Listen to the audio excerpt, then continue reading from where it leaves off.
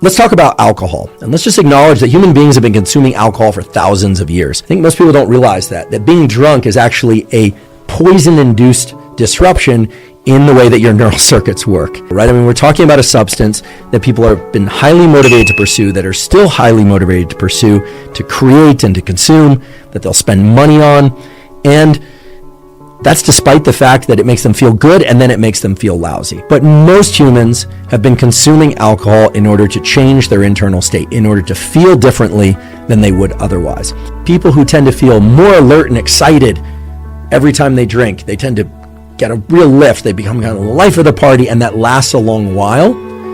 Those people are the ones that really have to be careful about predisposition for alcoholism. That feeling of being drunk or inebriated or tipsy or lightheaded is something that many, not all, but many humans seem to enjoy and pursue, even though typically it leads to a feeling of being less happy, less motivated, more stressed, etc. when the alcohol wears off. But I really want to highlight the fact that when people ingest this poison, because indeed it is poison, the range of effects is very different. Let's say you're just somebody who has a drink or two on Friday, maybe a few more on Saturday, or maybe you're somebody who consumes all your alcohol one night per week or one night per month. Occasional drinkers will have a briefer, meaning less long-lasting, period of feeling good when they drink, and then more quickly transition into a state in which they're tired or they start losing motor skills, they start slurring their speech.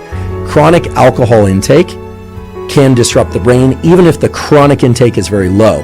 For many years, it's been known that high levels of alcohol consumption, so 12 to 24 drinks per week or more, is certainly causing neurodegeneration, in particular of the so-called neocortex, the outer layers of the brain that house associative memories, that house our ability to think and plan. So to make very clear, drinking a lot, so having 3 or 4 drinks per night, every night of the week is clearly bad for the brain. Now, in this study, they looked at people who, on average, were drinking 1 or 2 drinks per night. So that could be 14 drinks on the weekend. It could be 1 drink per night. It could be 7 drinks on Friday. So this is an important study because it says that if you're consuming even just 7 glasses of wine across the week, it's likely that there's going to be some degeneration of your brain in response to that alcohol intake. If we had to make a bad drug legal, the worst choice was alcohol. It's definitely the case. Canada is doing this countrywide experiment. We just legalized marijuana in Canada. Like it's not completely legal yet, but the bill was passed. Mm-hmm. I know there is some data showing that in counties in the U.S. where marijuana has been legalized, the overuse of opiates for pain has decreased substantially. That's awesome. And the crime rates have gone down. Alcohol also makes people aggressive. It's the only drug we know that actually makes people aggressive. So you see a massive effect on crime rates because alcohol is kind of an escape into, it's not full unconsciousness, although it certainly can be. Half the people who murder someone are drunk. Oh yeah. And half the people who are murdered are drunk. And you're most likely to be murdered by a family member. Yeah. So I've been joking with my audiences is like, well, if you really want to get killed, the best thing to do is go drink with a family member. So which is actually statistically true. Alcohol really is a good drug for coping with anxiety. That's why people use it. And so if you are a bit more socially anxious, and you also have that positive response to alcohol, it's a great drug for the moment. Right. Right. There's consequences. So why quit drinking? So I don't end up in hell. Hey, there's a reason to stop. And then if you make that hell real, it's like, here's all the details of my personal hell. Yes, let's avoid that. Right. So then you have something to run the hell away from. So let's say, what would have life been like you for you if you were addicted? So you don't have a career anymore. No. Right. So you've given all that up. And where am I going to be in 5 years? I know where, because I've watched this with people. You're going to be just like you are now, except a lot more of what's good about you is going to be gone, and a lot more of what's terrible is going to be amplified. And you're going to be like, in 5 years, you're going to be 10 years older instead of 3 years older. You're also going to find out who your friends are. Yeah. Because if you're starting to put your life together, and you have friends that object, those are not friends. Those are just people you know.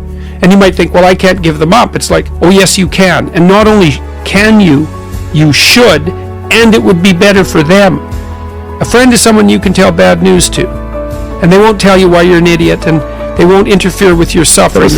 They'll just listen, and maybe they'll suffer along with you. Okay, so you can tell bad news to them, and they won't tell you some worse thing that happened to them. But a friend is also someone you can tell good news to. And the friend will say, wow, in this veil of tears, something good happened to you. Great, man. Congrats. I'm wonderful. It's rare. It's unlikely.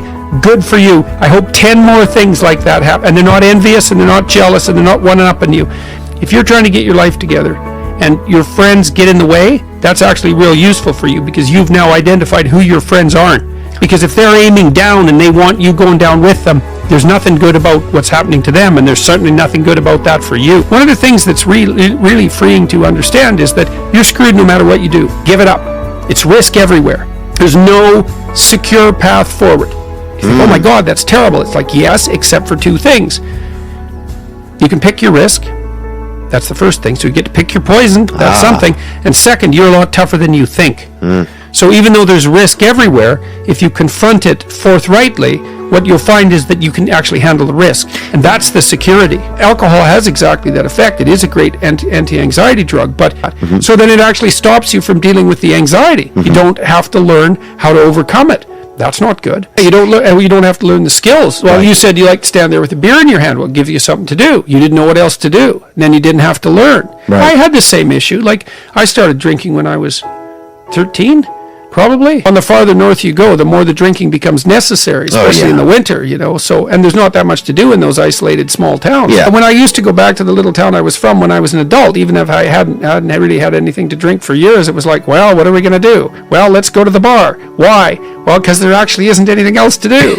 So, you know, and so you end up there. If you really like alcohol, it does two things to you. It makes you more extroverted and enthusiastic while you're on the ascending limb of the blood alcohol curve, which is why you have to keep drinking once you start. Because if you plateau, that goes away. So you got to keep drinking. Okay, so that's one thing. It makes you more enthusiastic and more full of positive emotion. And the second thing it does is reduce anxiety. Alcohol is an interesting drug because it actually doesn't make people stupid. People who are drunk will take far more risk. And you might say, well, that's because they're too stupid to understand the risk. It's like, no, they're not. If you ask them about the risk when they're drunk, they can outline it perfectly. What it stops them from doing is caring about the risk. It's actually, and that's part of the anti-anxiety component. It's like, yeah, the risk is, that's why you can drive around drunk at high speed in a car, which is a really stupid thing to do. Yeah. People died all the time doing it, especially in the winter. It's like, wow, this is great. It's great until your head's gone through the windshield. You know, like so many things. Yeah. You know, it's like jumping off a cliff. It's, I'm flying, which is true until the last 1/10 of a second. It's like, then you're not flying, man.